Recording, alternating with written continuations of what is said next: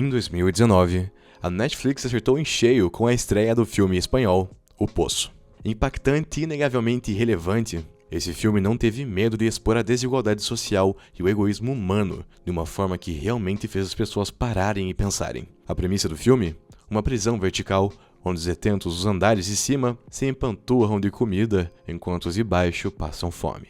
Um olhar nada sutil, mas extremamente eficaz, sobre como os recursos são distribuídos em nossa sociedade. É triste, é brutal, mas é o mundo em que vivemos. E o Poço não tem medo de nos mostrar isso.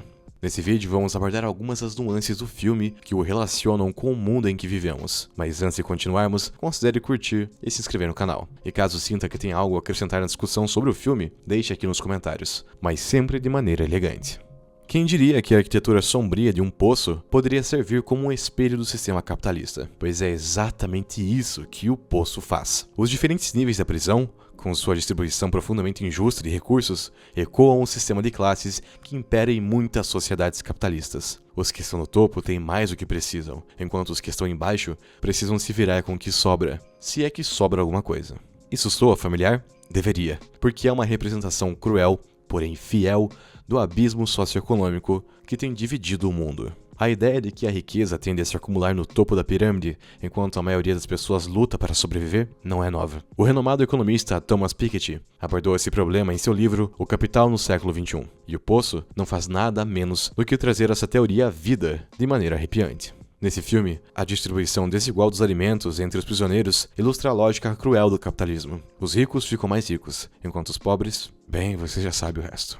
É um retrato tão claro e inescapável dessa dinâmica que até mesmo os círculos acadêmicos e políticos estão prestando atenção. O Poço não se limita a criticar a estrutura socioeconômica do nosso mundo. Ele também nos faz refletir sobre como reagimos diante da adversidade. A atitude dos prisioneiros dos níveis superiores, como o consumo excessivo, apesar de terem mais do que o suficiente para viver, é um exemplo chocante da mentalidade de cada um por si, que pode surgir em tempos de crise. Não precisa ir muito longe para ver que isso acontece na vida real. A pandemia da Covid-19 nos mostrou isso com muita clareza. Quem não se lembra das imagens de supermercados com prateleiras vazias no início da pandemia? As pessoas estavam acumulando suprimentos como se o mundo fosse acabar, deixando outras sem acesso ao básico. Esse é o tipo de comportamento que o Poço critica. Egoísmo, medo e incerteza que juntos podem transformar uma situação de crise em uma verdadeira selva onde o mais forte, ou nesse caso, o mais egoísta, sobrevive.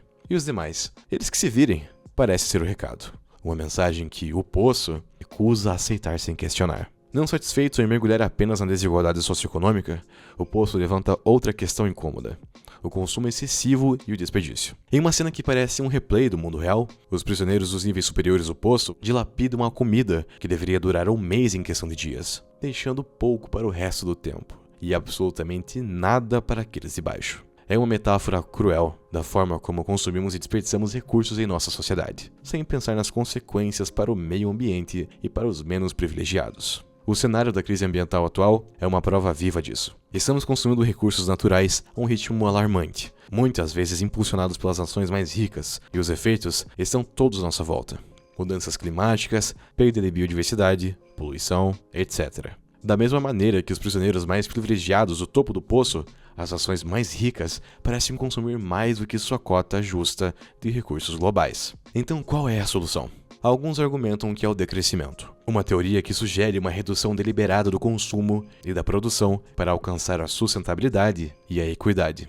A ideia de distribuir comida de maneira equitativa entre todos os prisioneiros em O Poço ecoa esse conceito. Mas, como acontece na vida real, a proposta é rejeitada. A resistência à ideia de crescimento é real, tanto na tela quanto fora dela. E isso nos faz questionar: até quando vamos fechar os olhos para a realidade do poço em que estamos nos aprofundando? O Poço também se aventura nas águas turbulentas da religião e do fatalismo, adicionando mais uma camada à sua crítica social. O personagem Trimagazi é um exemplo perfeito disso. Ele parece acertar a sua posição na prisão, como um decreto divino ou um destino inevitável do qual não há escapatória. Para ele, a posição em que você acorda no poço a cada mês é decidida por uma força maior, e desafiar ou tentar mudar o sistema é inútil. Esse fatalismo muitas vezes se enraiza na religião, que pode moldar as pessoas para aceitarem suas circunstâncias como a vontade de Deus. Não é raro ouvir alguém justificando a desigualdade ou a adversidade com a afirmação de que Deus quis assim. Isso faz um paralelo curioso com a teoria de Max Weber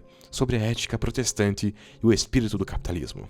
Weber sugeria que a crença na predestinação poderia levar as pessoas a aceitar a desigualdade social passivamente. Afinal, se você é rico ou pobre, é porque estava escrito. Em O Poço, essa mentalidade é apresentada como um empecilho à mudança e à justiça social. É como se estivesse dizendo, veja, é isso que acontece quando aceitamos as coisas como estão sem questionar. É mais uma provocação em um filme que não tem medo de cutucar nossas feridas mais profundas. Ao contrário do resignado Trimagazi, temos Goreng, o protagonista, que carrega consigo a crença de que a educação e o conhecimento podem ser poderosas armas de resistência e transformação. Enquanto a maioria dos prisioneiros opta por levar ao poço objetos práticos como armas de defesa, Goreng leva um livro. Uma escolha que muitos consideraram inútil, mas que ele defende com convicção, destacando a importância do conhecimento e da educação. Essa postura encontra ressonância na teoria da pedagogia do oprimido, de Paulo Freire, que via a educação como um meio para a libertação social. Freire defendia que, ao se apropriarem do conhecimento,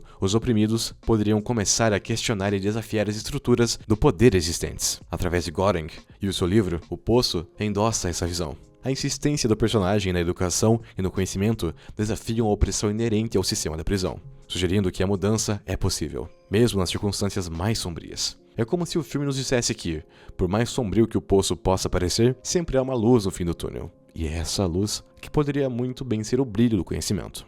O Poço é uma espécie de teatro de marionetes sociais, onde cada personagem simboliza diferentes ideologias e posturas perante a vida. Goreng, com seu idealismo e apego à razão, é a encarnação da esperança na mudança e na justiça social. Já Trimagazi, com seu fatalismo resignado, espelha uma mentalidade mais cínica e egoísta.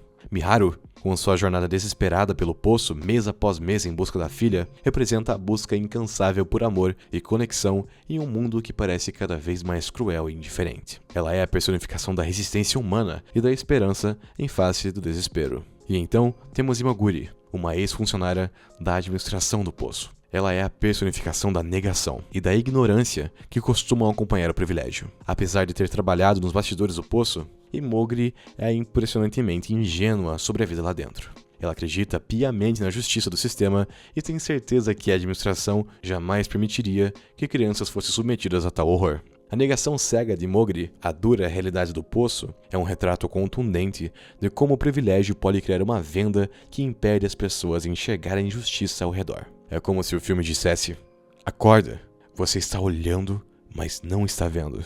No entanto, por mais sombrio que seja o enredo de O Poço, no fim, ele nos entrega um lampejo de esperança. A crença que Goreng encontra nas profundezas do poço simboliza a inocência e a chance de transformação. Sua decisão de enviar a menina para cima, em vez de uma sobremesa, para satisfazer os administradores, é um último e definitivo grito de rebelião contra o sistema. Em um mundo como o nosso, flagelado por desigualdades que parecem se ampliar cada vez mais, em meio a crises ambientais e políticas, o poço surge como um espelho, refletindo as consequências brutais do egoísmo e da indiferença. O filme provoca, incita e desafia-nos a questionar as nossas crenças e comportamentos, nos convidando a lutar por um mundo mais justo e sustentável. Ao fim e ao cabo, o poço faz uma declaração poderosa. A mudança só se torna possível quando nos recusamos a aceitar passivamente as injustiças do mundo e nos comprometemos a construir um sistema mais equilibrado e justo. É um lembrete duro, porém necessário, de que não podemos nos dar ao luxo de sermos espectadores passivos em nosso próprio mundo. Se você gostou desse vídeo, considere curtir e se inscrever no canal. Assim ele pode chegar a mais pessoas e você também não perde nenhum lançamento. E caso queira contribuir com a análise, deixe aqui nos comentários a sua opinião sobre o filme, mas sempre de maneira elegante.